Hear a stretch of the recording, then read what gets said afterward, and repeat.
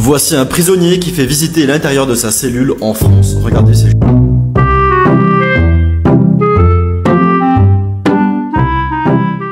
Regardez, c'est juste choquant.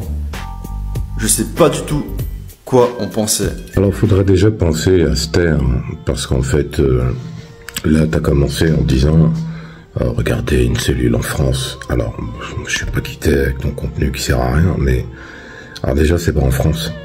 Non. Quand on fait un petit peu de recherche, sans être rigoureux, hein, c'est en Belgique. Et c'est ce qu'on appelle un centre de détention. Donc, c'est-à-dire, ce sont des peines qui sont sur la fin.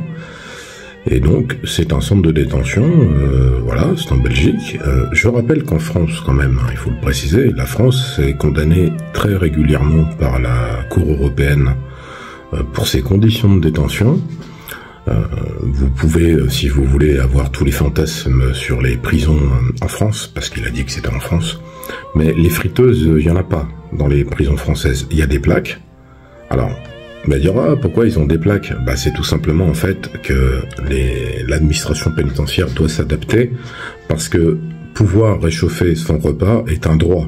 Parce que je rappelle que quand ils montent les repas aux détenus en France, ce qu'ils appellent la gamelle, et c'est souvent pas réchauffé, enfin c'est souvent froid, et en plus c'est servi, je le rappelle, pour ceux qui ne le savent pas, les prisons c'est pas ouvert 24/24, c'est un encellulement globalement de 22 à 23 heures sur 24, et donc à 17h30 ils servent le repas, parce que à 18h ils ferment les portes, ou même 17h45 selon les établissements, et après terminé jusqu'au lendemain matin à 6h45, où le surveillant va ouvrir pour vérifier si le détenu il est toujours en vie.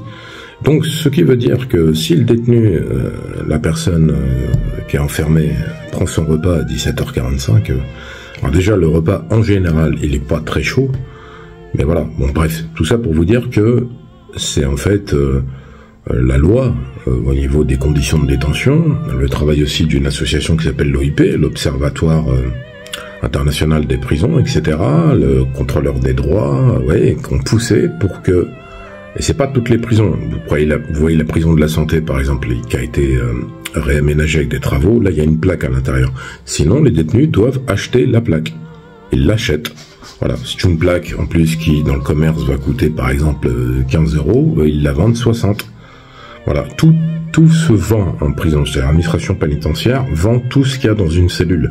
Alors déjà là dans cette vidéo il n'y a pas de friteuse en France, on peut pas cantiner, on appelle ça cantiner, on peut pas cantiner une friteuse, premièrement. Il n'y a pas de viande non plus, on peut pas acheter de viande, on peut acheter du saucisson, après ça dépend même des périodes, il y a ce qui s'appelle les cantines ramadan, etc., mais on peut pas acheter de viande, il n'y a pas de viande. Donc là à l'image il y a des brochettes. Bon, vous allez me dire, il les a rentrés par le parloir, vous avez chanté des chansons, mais c'est pas le problème. C'est que tout ce que vous voyez dans cette vidéo, ce n'est pas en France, et ça n'existe pas en France.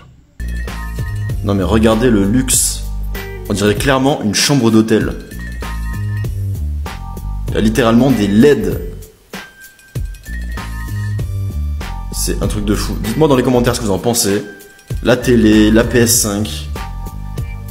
Non, c'est trop grave.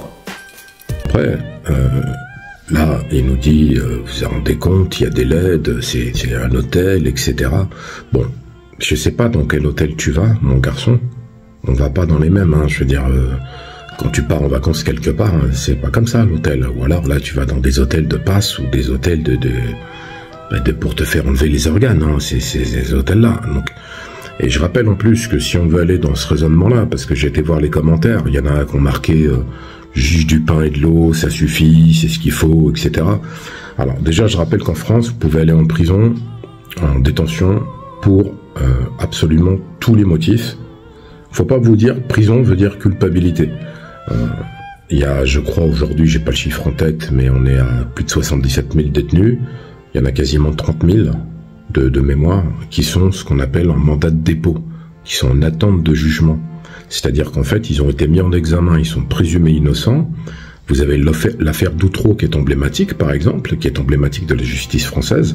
Vous avez des gens qui ont été incarcérés alors qu'en fait, finalement, ils n'avaient pas La plupart n'avaient pas commis les faits qui leur étaient reprochés. Donc il y en a qui ont fait jusqu'à 3-4 ans de mandat de dépôt. Il y en a qui se sont suicidés, il y en a qui ont perdu leur maison, leur travail. Donc tout ça pour vous dire que c'est pas parce que vous êtes en prison que vous êtes coupable. Demain, vous êtes en voiture, voilà, vous avez la tête en l'air, ou alors c'est pas de votre faute, ou c'est de votre faute, peu importe. Vous tamponnez quelqu'un et la personne est tombée, vous n'êtes pas Pierre Palmade, on va pas vous mettre un bracelet tout de suite. Il y en a qui vont en prison. Voilà, vous pouvez être ivre au volant, etc. Enfin, il y a tous les cas. Vous pouvez avoir aussi commis une escroquerie pour essayer de vous en sortir. Je dis pas qu'il faut le faire, hein. Je dis simplement que celui qui va en prison n'est pas nécessairement le criminel lambda de banlieue, maghrébin ou noir. Non, non, ça c'est les fantasmes. Je veux dire, la prison aujourd'hui, ça peut vous tomber dessus pour même des raisons qui pourraient même vous sembler saugrenues. Vous êtes gérant d'une entreprise, vous faites un défaut de gestion, etc. Vous n'avez pas fait des déclarations, vous avez manqué à des déclarations, vous faites un blanchiment de fraude fiscale. Ce qu'on appelle la délinquance en col blanc, c'est-à-dire, vous voyez, Nicolas Sarkozy, par exemple, il a pris une peine de prison, il n'y est pas allé. Marine Le Pen aussi, elle va pas y aller. Donc, en fait, eux, c'est de la délinquance politique, mais c'est pour vous dire que la délinquance en col blanc, les hautes sphères, en général, ils vont pas en prison, hein. Tout ça pour vous dire qu'en fait, vouloir que la prison ce soit un lieu de souffrance, c'est très français en fait. Vous savez, depuis Napoléon, le code de la justice a mis en place cette mentalité. C'est-à-dire, il faut que la personne souffre. On ne veut pas que la personne se réinsère. C'est-à-dire qu'en fait, on ne part pas du principe qu'après la prison, la personne revient dans la société. Et souvent, la récidive en France, c'est une vraie maladie parce que vous sortez, vous n'avez plus d'argent, on vous a saisi vos comptes, vous n'avez plus de travail, vous n'avez plus de logement dans certains cas, ou alors vous revenez à l'endroit où vous étiez, qui a favorisé la mise en place de votre situation criminelle, eh bien, vous récidivez pour pouvoir, en fait, pas parce que vous aimez le crime et que vous êtes un cow-boy, c'est tout simplement que vous allez réitérer pour pouvoir vous en sortir, ou alors vous n'avez pas le choix, vous avez des dettes, etc., etc. En fait, la récidive, elle est mécanique. Vous êtes enfermé 23 heures sur 24 avec aucun projet de réinsertion. Vous êtes, en plus là, dans la vidéo, c'est quelqu'un qui est seul en cellule. L'encellulement individuel, il est inscrit dans la loi en France, mais il n'est pas pratiqué. Vous avez des gens qui dorment par terre en France, sur des matelas au sol, ils sont 3, ils sont 4. Vous allez aux Antilles, alors que c'est, soi-disant, c'est la France, c'est des conditions de détention du Moyen-Âge. Donc, il faut arrêter de penser que les prisons, c'est des hôtels, ils jouent à la PlayStation, et tout va bien. Ça, c'est dans l'imaginaire. Tout ça pour vous dire que ce genre de vidéo qui sert absolument à rien, qui a fait énormément de vues, bah, les gens se plaignent, ah oui, il y en a marre, bon. Parce qu'on dirait que c'est leur vie qui est en jeu, parce que quelqu'un, par exemple, va avoir un privilège en détention. Et ce qu'on appelle un privilège, c'est par exemple pouvoir accéder à une formation, c'est pas d'avoir une console et de jouer toute la journée, c'est un encellulement 23 heures sur 24 ou 22, avec une promenade le matin, une promenade l'après-midi. En plus, regardez les termes qui sont utilisés. On dit promenade, on dit gamelle. C'est pour les chiens. C'est un chien qu'on promène. Vous voyez ? Tout ça pour vous dire que faut pas perdre de vue que les conditions de détention françaises sont les pires d'Europe, et le fameux pays des droits de l'homme n'est vraiment pas représenté par ces prisons. Parce que vous savez, il y a la citation de Paul Valéry qui disait « Ouvrir une école, c'est fermer une prison ». Alors c'est Paul Valéry, je crois, ou Victor Hugo, j'ai un doute. Bon, en tout cas, il y a cette citation « Ouvrir une école, c'est fermer une prison ». Et au-delà de ça, vous voyez, plus une société a des conditions de détention qui sont dures ou qui sont pas dignes des droits de l'homme, en fait, plus cette société va mal, et la France va très mal. Abonnez-vous.